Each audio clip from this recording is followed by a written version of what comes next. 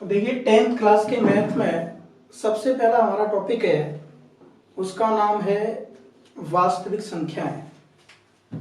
तो वास्तविक संख्याएं डायरेक्ट नहीं पढ़ते हैं, हमें मालूम होना चाहिए कि वास्तविक संख्याएं आई कहां से हैं। तो वास्तविक संख्याएं जो हमें प्राप्त हुई हैं वो नंबर सिस्टम से प्राप्त हुई हैं। नंबर सिस्टम इसे कहते हैं संख्या पद्धति।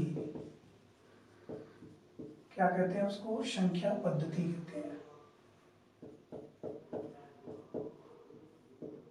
संख्या पद्धति से हम आगे, जब संख्या पद्धति में आगे जाएंगे तब तो हमें वास्तविक संख्या मिलेंगी।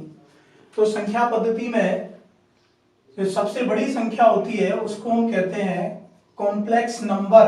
कॉम्प्लेक्स नंबर मतलब सम्मिश्र संख्या। क्या कहते हैं उनको? सम्मिश्र संख्या। कॉम्प्लेक्स नंबर, सम्मिश्र संख्या। ये सम्मिश्र संख्या a प्लस आयोटा b के रूप में होती है। a plus iota b। ये जो आयोटा है, ये जो संख्याएं हैं इन्हें कहते हैं काल्पनिक संख्या। काल्पनिक संख्या। देखो भाई, ये जो काल्पनिक संख्या कौन सी होती है? काल्पनिक संख्या होती है जिनमें ये आयोटा लगा रहता है। ये आयोटा लगा रहता है, इसकी वैल्यू √-1 या आयोटा स्क्वायर इक्वल टू -1। ये जो लगा रहता है 4 iota, 5 iota, 6 iota, anybody else, ये लगा रहता है, वे संख्याएं काल्पनिक संख्याएं होती हैं। अर्थात इनको ऐसे ही लिख सकते हैं, कभी कभी अंडूड में जैसे -3 दे दिया, अंडूड में -7 दे दिया, तो ये क्या है? ये वही है, क्योंकि अंडूड में -1 आयोटा हो गया तो इसको हम लिख सकते हैं आयोटा √3, इसको लिख सकते हैं आयोटा √7। तो आ गया ना आयोटा। तो जिसमें जो आयोटा लगा रहता है वही संख्याएं काल्पनिक संख्याएं होती है। ये काल्पनिक संख्याएं पढ़ी हमने। ये जो होता है ये होती है वास्तविक भाग उस सम्मिश्र संख्या का। ये काल्पनिक भाग था, ये वास्तविक भाग है। तो ये जो वास्तविक भाग है इससे बनी वास्तविक संख्या। वास्तविक संख्या जिसे कहते हैं इंग्लिश में रियल नंबर। कौन सा नंबर?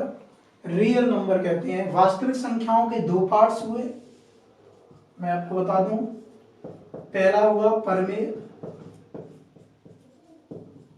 परमेय संख्या,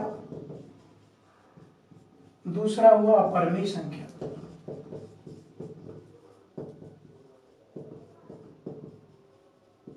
परमेय संख्या और अपरमेय संख्या। परमेय संख्या का मतलब होता है रेशनल नंबर। रेशनल नंबर होता है।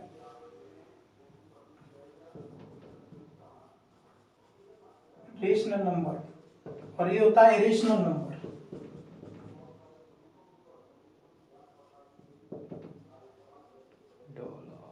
इरेशनल नंबर, रेशनल नंबर और रेशनल नंबर। तो ये अपरमेय संख्या, ये परमेय संख्या। इंपोर्टेंट बात आती है कि परमेय संख्याएं क्या होती हैं? परमेय संख्याएं जिन्हें हम P/Q के रूप में लिख सकते हैं। Q इज नॉट इक्वल 0, यानी इसमें नीचे 0 नहीं आना चाहिए। जैसे मैं बात करता हूं 2/3, 3/4, -6/5, केवल -3, -2, 0, 3, 5, एनीबडी एल्स, आगे चलेंगी। ये सभी संख्याएं अपनी है। ये सब संख्याएं परमेय संख्याएं होती हैं इस टाइप की। अपरमेय संख्या फिर क्या होती हैं? अपरमेय संख्या वो होती हैं √3, √5, √2 भी होगा, √7, अर्थात इन संख्याओं का वर्गमूल अंत तक नहीं लिया जा सके। 3 का वर्गमूल हम लास्ट पॉइंट तक नहीं ज्ञात कर सकते हैं, क्योंकि लिखा रहता है √3 की वैल्यू 1.732, लेकिन ये इसका लास्ट पॉइंट नहीं है। इसको निकालते चलेंगे, आगे तक चलता जाएगा, यानी ये शांत वैल्यू प्राप्त नहीं होगी।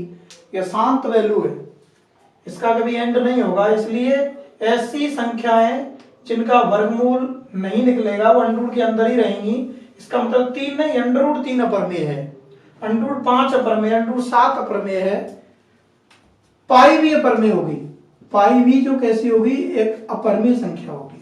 जबकि पाई की जो वैल्यू होती है 22/7, पाई की जो वैल्यू होती है 22/7, वो परमेय होगी।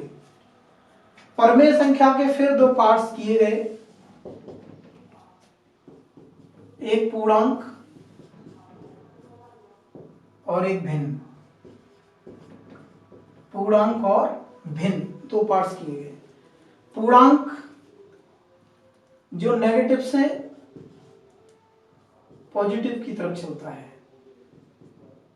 अर्थात हम कह सकते हैं कि डॉट डॉट -3 -2 -1 0 +1 +2 +3 ये सब पूर्णांक है। इसी का एक पार्ट इधर वाला। और भिन्न वो है जैसे 2/3 3/5 5/7 7/10 ये सब क्या है, ये भिन्न है। एक इंपॉर्टेंट बात आती है जो आपको याद रखना है, परमेय संख्या नेगेटिव हो सकती है लेकिन भिन्न कभी नेगेटिव नहीं होती है। अर्थात भिन्न हमेशा कैसी संख्या होती है साहब, धनात्मक होती है, पॉजिटिव होती है। बहुत बढ़िया क्वेश्चन बनता है। कोई पूछता है क्या भिन्न नेगेटिव होती है? भिन्न नेगेटिव नहीं होती है। भिन्न हमेशा कैसी होती है, पॉजिटिव होती है। परमेय संख्या नेगेटिव होती है लेकिन ये इसी का पार्ट है। तो हम कह सकते हैं प्रत्येक भिन्न परमेय है लेकिन प्रत्येक भिन्न जो है परमेय है लेकिन प्रत्येक परमेय भिन्न नहीं है, क्योंकि इसमें ये चीज नहीं होगी। ये क्या है, ये पूर्णांक है। तो ये भिन्न के बारे में पढ़ा हमने। बात करते हैं कि फिर ये पूर्णांक का डिवाइडेशन कर देते हैं। पूर्णांक वैसे तो दो तरीके से था ये अपना, ये पॉजिटिव था, ये नेगेटिव था। ये धनात्मक पूर्णांक है, ये ऋणात्मक पूर्णांक है। जीरो ना तो धनात्मक होता है ऋणात्मक होता है। यहां से एक संख्या हम निकालेंगे, हम जिसे कहते हैं पूर्ण संख्या, होल नंबर। क्या कहते हैं, पूर्ण संख्या, होल नंबर। जीरो से 0 1 2 3 4 डॉट डॉट, ये जीरो से स्टार्ट होंगे, इनको कहते हैं पूर्ण संख्या। इस पूर्ण संख्या में से अगर हम जीरो को हटा दें ना तो फिर रह जाएगा, उसको कहते हैं प्राकृत संख्या। क्या कहते हैं उसको, प्राकृत संख्या।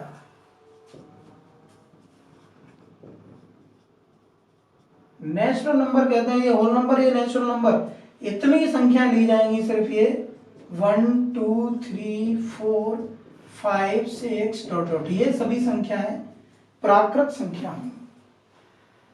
ऐसे ही आप भिन्न का डिवाइडेशन कर सकते हैं। जो अपना भिन्न था इसको फिर से हम तीन भागों में डिवाइड कर सकते हैं। भिन्न के तीन पार्ट्स बनेंगे हमारे, इसको हम बांटे हैं तो तीन पार्ट्स भिन्न के बनते हैं। उचित भिन्न, उचित भिन्न,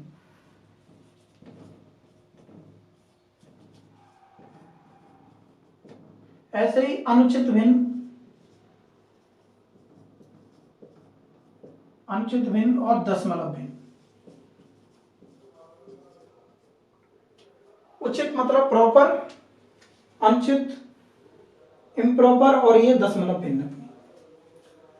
तो ये देखो उचित भिन्न है, ये भिन्न का फ्रैक्शन का पार्ट है, इसको तीन भागों में डिवाइड किया गया है। उचित भिन्न में यहां आपको समझा दे रहा हूं, उचित भिन्न अपनी होती है, उचित भिन्न में जो इसका अंश है वो छोटा होता है हर से। मतलब बता दूं जैसे 2/5 3/8 ये छोटा होता है इससे। दूसरी अनुचित भिन्न में जो अंश है वो बड़ा होता है हर से। इसका जस्ट उल्टा कर सकते हैं, 7/3 11/5 ये बड़ा होगा। दशमलव भिन्न जो है, दशमलव भिन्न में जो हर होता है वो या तो 10 होगा या 10 की घात होगा।